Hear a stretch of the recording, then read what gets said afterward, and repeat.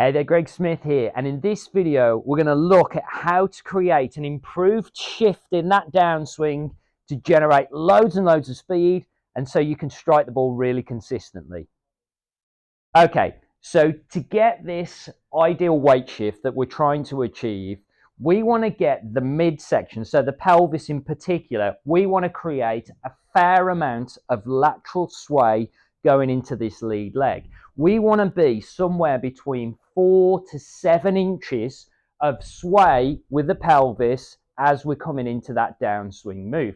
Now, when you think about that, that's quite a lot, and that's going to be measured from setup. So setup's going to be 0 inches because we haven't moved. By the time we get to impact, again, we want that to be 4 to 7 inches.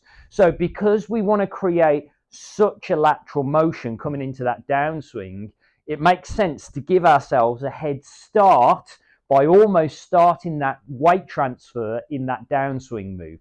So basically what we're looking for when creating this weight shift is in the first part of the backswing, we are actually going to create a lateral shift into the trail leg.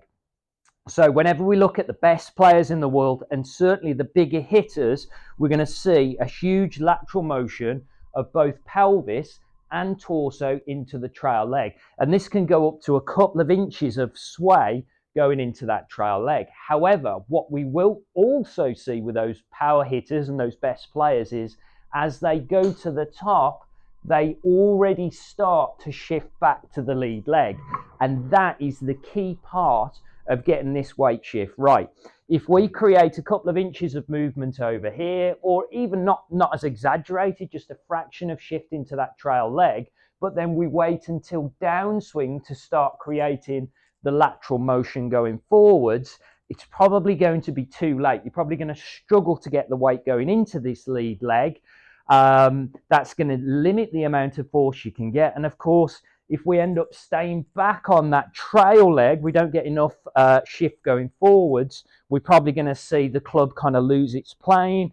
It might come a little bit over the top. So basically, we want to make sure that we're starting, if we're going to get shift over here into the trail leg, which is a good thing to do because that's going to get you lots of momentum, we want to make sure by the time we get to the top that we're already starting to change that direction. And when you think about it, this is a similar action to throwing a ball. So if I was going to throw a ball, I'm drawing my arm back. I'm definitely shifting into my trail leg here. So I'm creating a load back this way, but I'm probably going to change direction before I finish pulling my arm all the way back. You can see I'm coming back here, but I'm already starting to shift that pelvis forwards to transfer my weight, and that can create a load of speed as I throw the golf ball. Well, it's the same thing with the golf swing. I'm going to shift over here. I'm drawing my arms back. I'm creating my turn. But as I'm getting to the top, I'm already starting to get back into that lead leg to really generate force and really throw a load of speed forwards towards the target.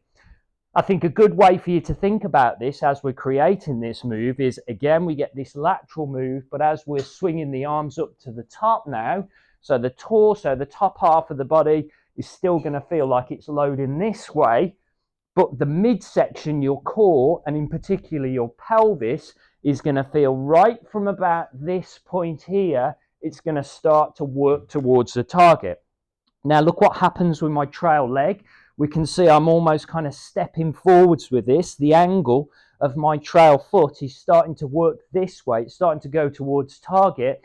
And all of my force now is changing direction so I can really generate a lot of speed going towards my target. So let's just have a little go at that, see how we get on.